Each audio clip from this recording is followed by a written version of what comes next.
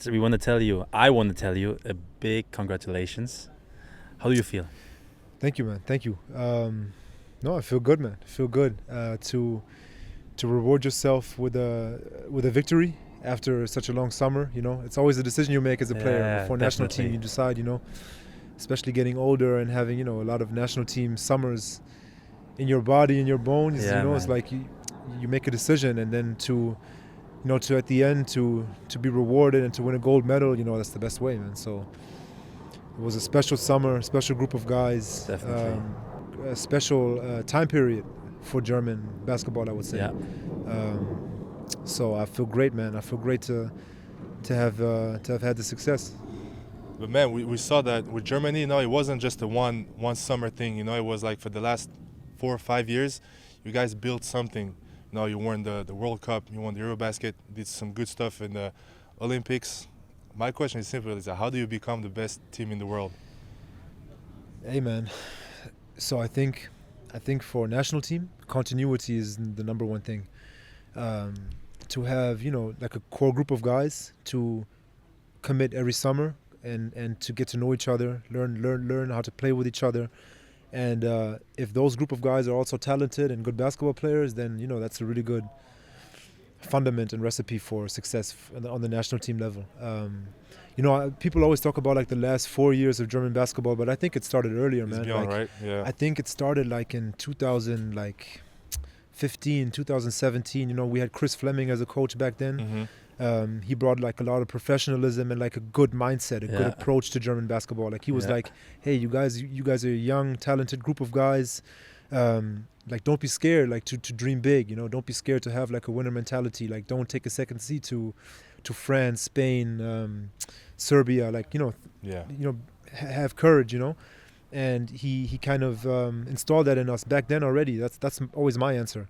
And we kept showing up. 2017 played the Eurobasket. We beat France, I think, in the first game. Lost to Spain with Marc Gasol, Pau Gasol. He had an Big team, incredible man.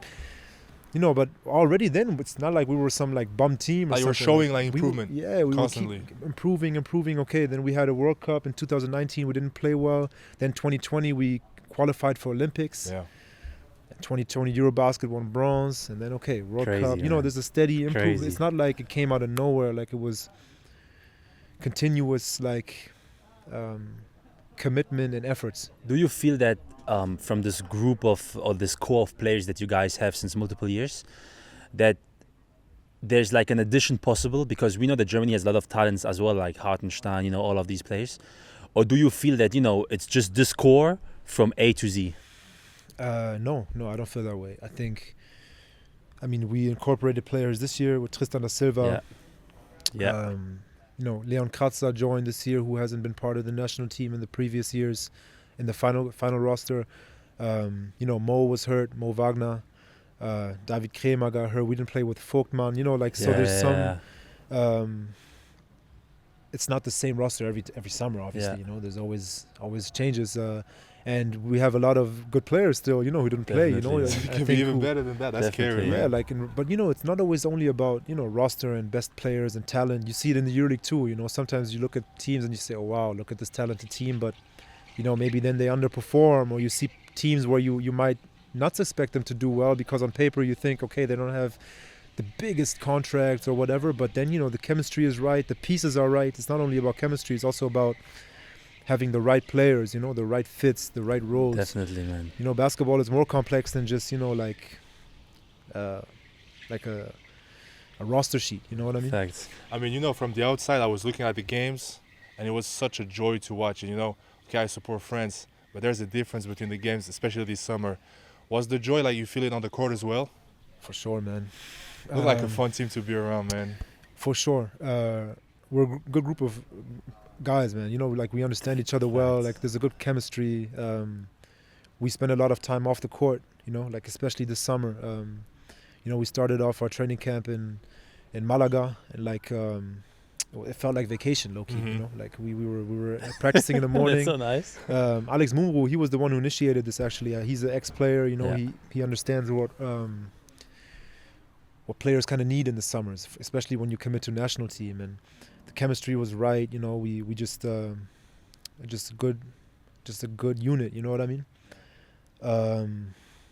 And I think also the philosophy that Alex Mumbrú brought to the national team this summer, with the fast-paced style of play and the more modern type of basketball, suited our team very well. Yeah, you got And athletes. we have athletes. We like to play in transition. We have speed, and I think it was the right type of philosophy for our team as well. I agree with you. However, I think that regardless of who would be on the bench with this team, I think you would have been successful, honestly. Because Mumbrú is very different than what you had before. So, it's like, I think you would have won anyways. I mean, German I camp. think the strong unit of players, I think we compensate for a lot. But I think this summer we found the right system too. Like a really, Nice. and Mumbrú, he had his health issues and serious health Yes, issues during man. the tournament. But I think if he would have stayed healthy, I think we would have played this philosophy with more conviction. You know, Yeah. I think we would have showed even more exciting type of basketball because in the first group stage there were times when we executed his philosophy very well, and there were like phases of the game when we played with so much joy, man. We played with like so much speed and so aggressive. You guys are and laughing on the court a we were lot laughing too. on the court, like crazy. it was fun. You know what I mean? Like we Nice. were, it was just like a good moment, man. Like, just Yeah. yeah. But you spoke about Coach Mumbrú and the health issues he was dealing with. So with all this going on, it feels like especially this gold medal means a lot more to you and the team and the coach. And we also was checking with Ben this crazy interview that when you took over and spoke and make a public statement, like how personal was it for you to stick with the coach and what it meant to the country, because it was huge in Germany, I saw. Yeah, man. Like we just wanted to show solidarity towards him. First of all, for him he put his health on the line, man. Like every doctor, everyone is saying he should have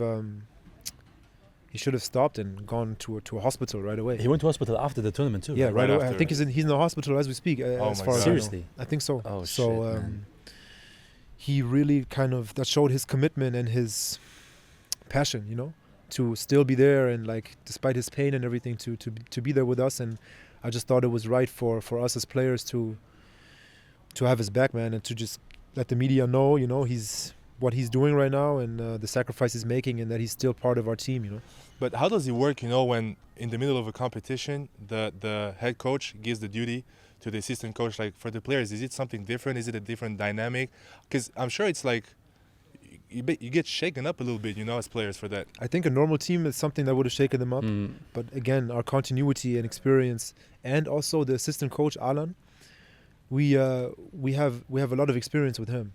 So the continuity doesn't only go back to the players, but also to the coaching staff. He's been with us for years, and been part of big tournaments with us. And You know him, right? Yeah, So- he was my coach in under 18 national team. yeah, okay, yeah, He's a yeah, good guy. He's a good guy, Good guy, man. He's a good guy, and we players were very familiar with him, and he was familiar with us. Like he knew us well too, which is important for every coach, to know his players, to know the strengths of his players, and he brought that with him. Sorry, so I think that helped us too, for him to be familiar with us. I would like to know, obviously we saw this like statement that you guys made, and you as a very like vocal person this very moment. Why you?